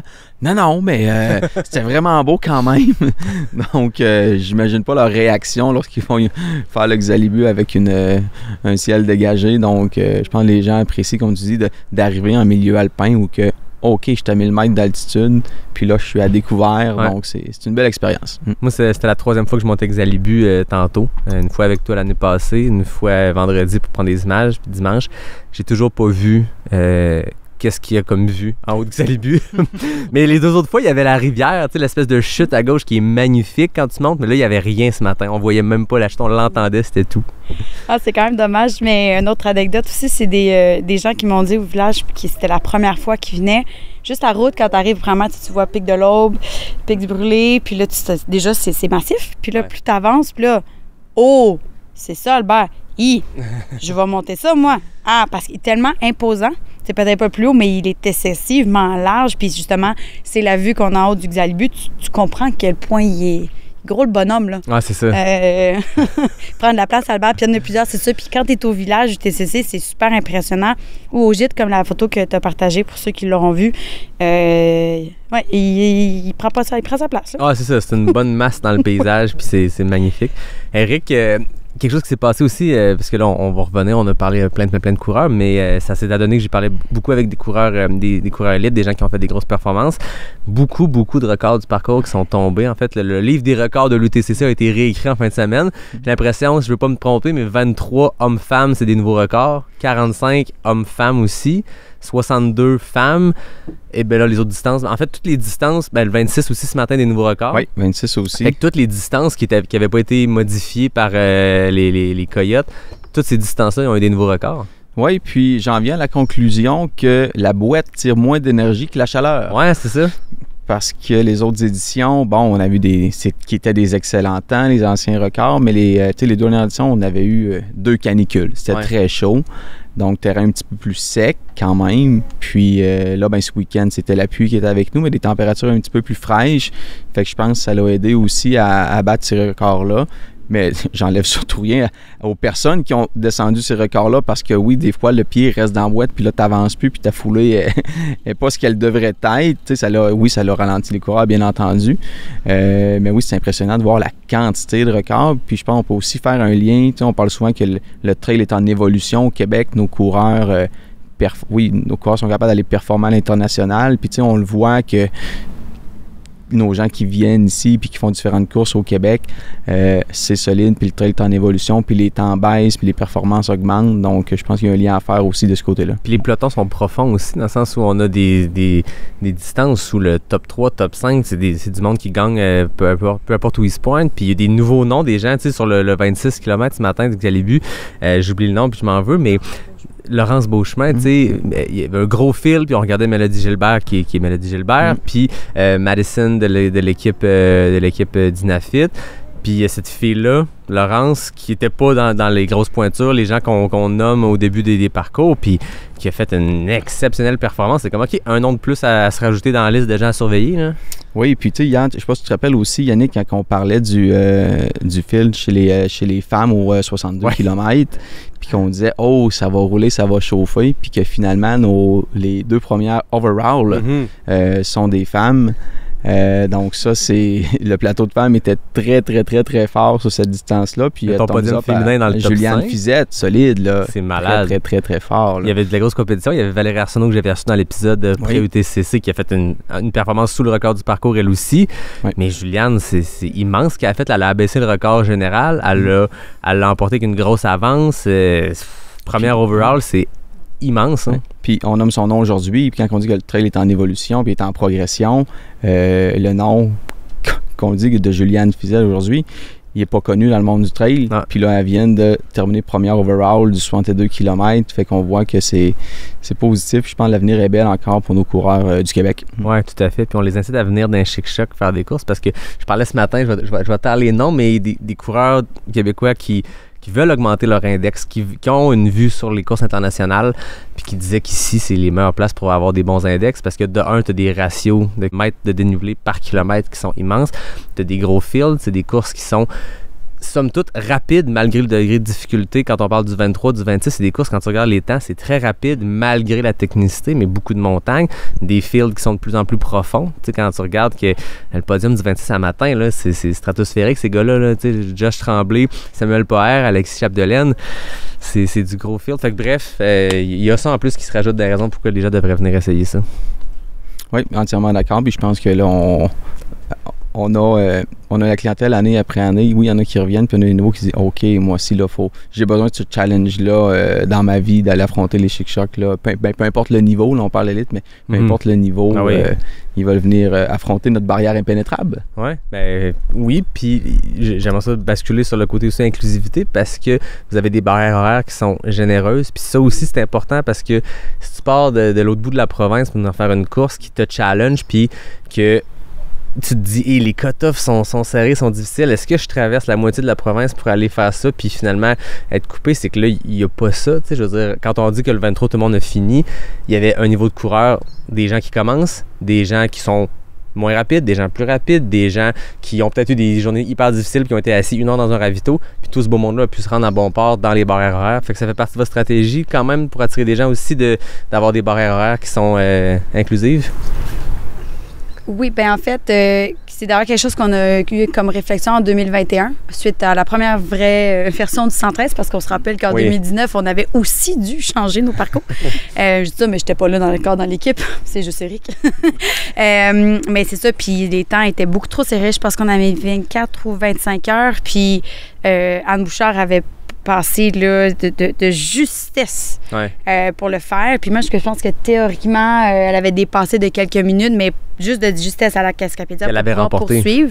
C'est ça. Puis on s'était dit, ben si on mettait ça, même les hommes, ils étaient comme, mais c'est si Anne Bouchard est serrée sur le cut-off, ça te dit que t'as une barrière horaire qui est serrée. C'est ça. Puis tu sais, oui, Guillaume avait juste comme volé au-dessus des montagnes, mais il y avait quand même beaucoup de gens qu'on avait rapatriés de soit du lac Huard ou bien de la Cascapédia.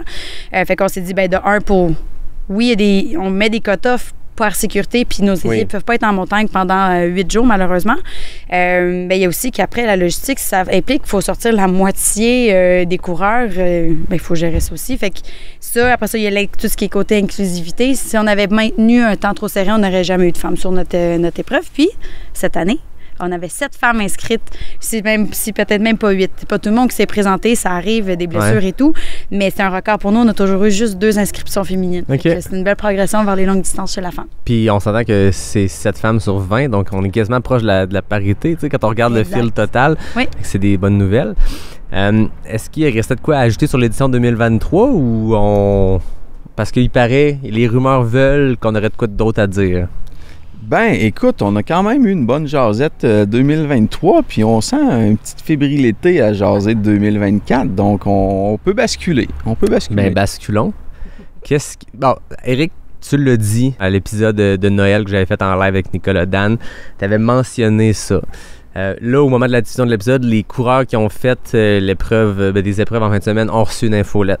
Le mot va s'être passé. Ça fait longtemps qu'on en entend parler. Dans la dernière année, ça se parle un petit peu à droite, à gauche. Est-ce qu'on sort l'autre coyote dans la pièce puis on en parle directement? Mais là, je pense qu'on peut dire éléphant ou même rendu un mammouth, là, à la grosseur que c'est. Non, mais je pense qu'au live de Noël, je pense que j'avais peut-être pris de la bière un peu. Je me suis peut-être avancé trop. Non, blague à part. Tu tapé ses doigts? Hein? Y avait-tu trop parlé? Non, j'avais quand même dit des trucs dans le chat. Ah, parfait. Mais non, c'est sûr ça fait plusieurs années qu'on mijote sur notre fameux 100 miles en linéaire. Puis tu sais, comme on a déjà parlé, mais tu sais, tu peux pas t'aventurer dans ce projet-là sans avoir une certaine expérience. Puis tu sais, dans l'événementiel, entre autres dans la course de trail, tu vas être capable de t'ajuster à différentes situations. Puis tu sais, on l'a vécu dans la première édition avec la neige, qu'on a dû modifier nos parcours encore cette année avec notre gestion de coyote. Puis l'équipe en soi aussi doit être capable d'apprendre à gérer une course de trail à tous les niveaux, au niveau sécurité, au niveau staff, au niveau gestion de course, donc vraiment à tous les niveaux. Puis, ayant toujours depuis 4 ans le projet du 100 miles, mais là, on est arrivé à un stade où que les coureurs du Québec veulent cette course-là. Mm-hmm. Nous, en tant qu'équipe aussi, c'est un défi d'équipe d'être capable d'offrir cet événement-là qui est grandiose. Donc, on peut dire officiellement qu'en 2024, le projet du 100 miles est en marche. Puis est-ce qu'on peut encore dire 100 miles quand c'est cette distance-là? L'UTMB le fait qu'on a le droit. Parle-moi du parcours, parce que là, tu as dit le mot linéaire. Oui, bien en fait, 100 miles, on va être obligé de l'allonger un petit peu. Là, on arrive à des chiffres de 170 km avec 9500 mètres de dénivelé. On est dans des ratios UTMB. On est dans des ratios UTMB, mais avec des sentiers techniques comme la diagonale. Ouais. Donc, faites vos calculs. Sur le temps que ça peut prendre. Oui, faites votre travail sur les temps de passage. Donc, c'est un départ de l'entrée de la réserve Matane, tout près de l'accueil jaune, pour ceux qui ont déjà été à la chasse ou la pêche sur la réserve. Puis, en linéaire, qui suit le SIA à quelques tronçons près et qui termine son chemin là, à notre village actuel, au pied du Mont Albert. Fait que ça va se terminer avec la légendaire descente de 6 km d'Albert. Non. Oh, OK. Non, dans le fond, on demeure sur le sentier du SIA qui termine par un passage par la Serpentine. OK. Ouais. OK. Donc 170 km. Oui, bien, on a l'enjeu. 1500 mètres. Ouais. On a l'enjeu, étant donné, la distance et les temps de passage du premier et du dernier coureur. Puis on a un enjeu aussi de passage sur le Mont-Albert qu'on ne peut pas passer à tout moment. Donc, de là, le passage par la Serpentine. Qui est quand même un très bel endroit pour terminer sa course. Puis les coureurs peut-être vont vous remercier de ne pas avoir à descendre 6 km avec 900 mètres de dénivelé négatif pour finir. Ce qui va être, sans aucun doute, le 100 000 le plus difficile au Canada. Ça, on peut déjà le dire. Quand tu parles du parcours, rappelez-vous ceux qui ont écouté l'épisode avec Mathieu Blanchard qui parle du SIA, puis qui parle de la réserve phonique de Matane, puis on parle d'un gars qui est allé à la Diagonale, qui est allé à La Réunion, qui a fait l'UTMB plusieurs fois, puis qui disait qu'il n'avait jamais vu quelque chose de technique comme ça, des faces de singe, des montées. Il dit en Europe, on utilise des petits serpentins, on a des switchbacks. Là-bas, ils montent de la façon la plus directe. C'est des portions hyper challengeantes. Ça va être un 100 000 qui va être difficile, extrêmement difficile. Est-ce que dans la réflexion, il y avait la question de OK, on le rêve de ce parcours-là. Oui, il y a des gens qui peuvent s'y attaquer, mais est-ce que ça va demander un CV de coureur? Est-ce qu'il va falloir que les gens se qualifient d'une quelconque façon? Parce que il y en a plein des crinqués qui s'inscrivent à des longues courses puis qui peut-être sont un petit peu moins prêts, qui ont moins d'expérience, mais ça pardonne quand tu as plusieurs ravitaux, quand tu es dans des endroits moins hostiles. Là, tu t'en vas dans du très hostile, du très profond. Oui, puis tu sais, quand tu es dans les plus difficiles, écoute, j'ai pas couru ces 200 miles encore dans ma vie. Ça fait partie d'un check à un moment donné quelque part dans la vie d'un coureur. Mais avec les chiffres, les infos qu'on a de tous les coureurs, tellement d'amis qui ont couru l'UTMB ou la Diagonale. Puis, nous, cette course-là au Québec, on veut que ça devienne notre carte postale. Ouais, c'est clair. Puis cette distance-là, puis c'est vraiment là-dessus qu'on veut miser. Puis maintenant, c'est sûr qu'il n'est pas accessible à tout coureur d'ultra-trail qui débute. On est en réflexion, bien entendu, sur la façon de procéder pour inclure nos gens dans cette distance. C'est sûr et certain que, comme pour notre 113 de l'UTCC, on demandait aux coureurs d'avoir préalablement couru un 100 kg. Donc, ça va faire partie des détails à venir pour s'y joindre. Mais c'est sûr et certain que ça prend une certaine expérience pour affronter ce territoire-là. Puis, tantôt, j'ouvre une parenthèse, on parlait, quand un événement, on peut dire c'est un succès, quand la sécurité s'est bien passée, puis tout le monde est revenu à l'arrivée, que ce soit sur ses pattes, en avion ou en hélicoptère ou en 4 roues. Tout le monde est revenu, puis tout le monde va bien. On fait un check. Le secteur sur la réserve, aussi difficile soit-il, le coureur n'avancera pas à une vitesse extraordinaire, mais les accès sont quand même bien avec la façon que les chic-chocs sont faits par rapport à la route 1 de la réserve. Donc, ce bout-là est rassurant quand même pour l'organisation et aussi les coureurs. Non, c'est ça. Puis, là, on en parlait tantôt avant qu'on enregistre, mais là, les dates sont décidées, on va pouvoir les dire. La course est annoncée, il y a des gens qui s'attitillent, puis on dirait qu'encore plus, quand tu dis je peux faire partie de cette première édition, il y a de quoi de spécial qui se passe quand tu fais partie d'une première édition d'un parcours qui va devenir sans aucun doute mythique, carte postale pour le Québec, mais je veux dire, ça a un potentiel, ce parcours-là, cette course-là, international. Je veux dire, les gens vont devoir mettre ça sur leur bucket list. OK, je suis allé affronter l'UTMB, la Diagonale, il me reste les chic-chocs à faire dans ma vie. Ça va devenir ça, là, aucun doute. Qu'est-ce qui reste à attacher avant qu'on puisse ouvrir les inscriptions puis les gens vont pouvoir oui, bien, avant même de se lancer là-dedans, tant qu'à avoir des gens sur le parcours, pourquoi pas offrir un 80 linéaire? Ben, c'est ça. Hein, donc, quelque chose, dans le guillemets, un peu plus accessible à plusieurs coureurs, qui n'auront pas besoin d'avoir franchi un minimum 100. Puis ensuite, on le voit, là, que c'est une distance quand même relativement recherchée. Puis, ça implique de quand même parcourir le Matawi et le Logan, qui sont pas sur le parcours présentement, puis là, de traverser au grand complet, d'éviter les allers-retours. Donc, on pense que ça va quand même venir faire plaisir à certains d'entre vous. Fait que là, l'an prochain, tu vas avoir le 170, le 80, puis ensuite vos parcours actuels, classiques, exact. 62 et moins? Pour le moment, on pense plus aller pour le 45, 23, 26. 45, 23, 26. On l'a vu cette année, ça, dans le fond, ça nous a permis de voir la différence d'intérêt entre le 80 et 60. Puis finalement, on a juste divisé les coureurs en deux. Donc, probablement que ça va être le 100 miles puis le 80. Malade. Oui. Fait qu'on le disait, on a bifurqué sur un autre sujet, mais qu'est-ce qui reste attaché de ce côté-là? Dans le fond, de notre côté, avant de pouvoir officialiser l'ouverture des inscriptions, c'est toujours les fameuses autorisations. Puis on vous en a parlé un peu aussi là, dans le temps de l'année dernière. Il y a un enjeu de protection du caribou, c'est pas secret pour personne, là, qui est très précaire. Ouais. Donc, dans la dernière année, le ministère a avancé dans leur démarche. Puis une des premières choses qui est arrivée, c'est que l'habitat de protection du caribou pendant excessivement longtemps, c'est le parc de la Gaspésie. C'est d'ailleurs comme pour ça qu'il a été fondé. Mm-hmm. Puis là, ben, puisque le caribou, lui, quand il n'y a pas une map, puis il se dit « Ah, ça, c'est la limite du territoire, je m'arrête ici ouais. », ben, il se déplace. Donc, ils ont décidé d'agrandir l'habitat du caribou, l'habitat légal qu'ils appellent. Donc, et ça va aller chercher les deux réserves, c'est la réserve de Matane et les Chic-Chocs. Donc, pour illustrer un peu les gens, si vous avez déjà fait les Valières, ouais. ça va en faire partie. Le Lyell aussi, et puis toutes les autres mêmes montagnes qu'on a nommées pour le 100 miles. Fait que ça devient un habitat protégé pour ces populations. Exactement. Et là, qui dit protection, dit des demandes un peu plus complexes.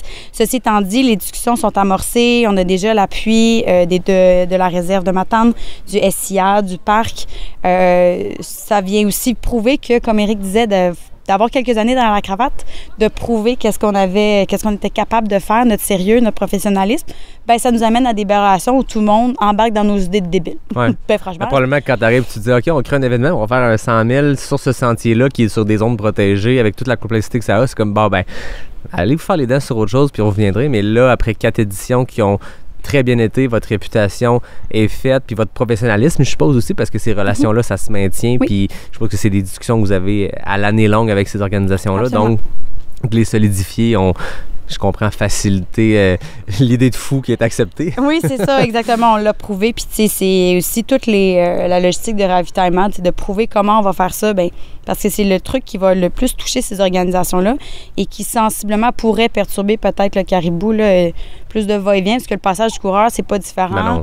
Sur le 100 miles, on s'entend surtout qu'il va venir différent des randonneurs de longue durée. Oui. Donc, en tout cas, c'est à voir, là, mais on est quand même très, très optimiste. Puis c'est pour ça qu'on se donne le temps de placer nos pions. Aussi, sur ces détails à venir, qu'on évalue aussi à quel tarif. C'est des choses qui ne sont pas officialisées. Ouais. Donc, pour la date, oui, on maintient le calendrier aux mêmes dates, donc du 16 au 18 août l'année prochaine. Fait que ceux que ça titille, allez tout de suite mettre un X dans votre calendrier oui. parce que ça va être quelque chose. Puis que ce soit le 23, 26, le 5, le 10 ou cette nouvelle bête-là à 270 kg ou son petit frère, sa petite sœur de 80 km. Donc 16 au 18 août, on met ça au calendrier. Voilà. Et puis mettez le 5 décembre aussi à votre calendrier. C'est la date d'ouverture des inscriptions. Très intéressant. Je ne veux pas conclure sur 2024 parce qu'on est encore dans le 2023. Cette édition-là a été, en tout cas, exceptionnelle. Moi, c'était pas la première fois que je visitais le parc, mais c'est la première fois que je participais à la Tortelle des Chic-Chocs. Puis, je suis complètement sous le charme de votre événement, de votre terrain de jeu. J'ai trippé. Peu importe ce que j'ai fait en fin de semaine, j'ai trippé à suivre les coureurs. Je pense que tout le monde qui en est à leur première fois en fin de semaine ont capoté. En tout cas, toutes les personnes à qui j'en ai parlé sont sous le charme. Maud Cyr, qui est une fille de Rimouski, qui vit dans l'Ouest depuis des années, qui revient au Québec, elle me disait... J'avais peur, vous allez l'entendre dans l'épisode, là, mais elle me disait j'avais peur de m'en venir ici puis que ce soit des montagnes, tu sais, que plus petite et tout ça, est habituée à Pemberton dans l'Ouest, puis regarde, elle a capoté sur les montagnes ici, là. On a eu le même genre de commentaire de Rhea Kolb, oui. Qui est des États-Unis, l'athlète invitée de Dynafit, qui, elle, fait énormément de choses, là, puis qui était comme, je savais pas trop. Puis finalement, c'est toi, en fait, qui me l'a raconté, qui était vraiment sous le charme, qui était comme, c'était vraiment le fun, c'est vraiment mon genre de parcours. Ouais. En anglais, évidemment, traduction libre. Félicitations à vous deux, félicitations à toutes vos équipes. Je sais qu'il y avait beaucoup de monde impliqué. C'est combien de personnes, le Tortelle des Chic-Chocs? C'est un peu plus de 100 bénévoles et premiers répondants. Puis nous, notre équipe, le course, je peux dire ça comme ça, on est rendu à peu près 10. Wow! Fait que toutes ces personnes-là qui ont donné du temps en fin de semaine, j'ai vu beaucoup de monde courir, bénévoler, c'est malade. C'est ça qu'on veut aussi. Puis quand on part loin en plus, on n'a pas de raison de faire juste l'aller-retour puis juste faire sa course. Tant qu'à être là, donnons un peu de temps, aidons, faisons du crew, du pace, peu importe. Mais c'était beau à voir en fin de semaine. Félicitations à vous deux. Prenez le temps de vous reposer avant de tout de suite commencer à penser à la logistique précise du 100 000, mais je pense que c'est déjà bien entamé. Oui, écoute, merci Yannick. On remercie tous les coureurs, nos bénévoles qui sont venus, notre staff, à cet événement 2023. Merci à toi d'avoir nous donner un petit coup de main aussi au travers ta course et tes petites vacances en famille. C'est très apprécié de la part de l'organisation. C'est la moindre des choses. Félicitations à vous deux. Reposez-vous. Puis tout le monde, on se dit, je vais faire mes remerciements habituels. On va remercier NAC qui est le partenaire principal. On va remercier Noctem qui est le partenaire de bière. Capic A aussi qui est le partenaire de café. David Hébert pour le design graphique. Fred Desroches pour le thème musical. Puis à tout le monde, je vous dis à la semaine prochaine pour le prochain épisode de Pas sorti du bois, dans lequel on devrait parler aussi de votre course, même si c'est pas le sujet principal, à suivre. Donc, à la semaine prochaine.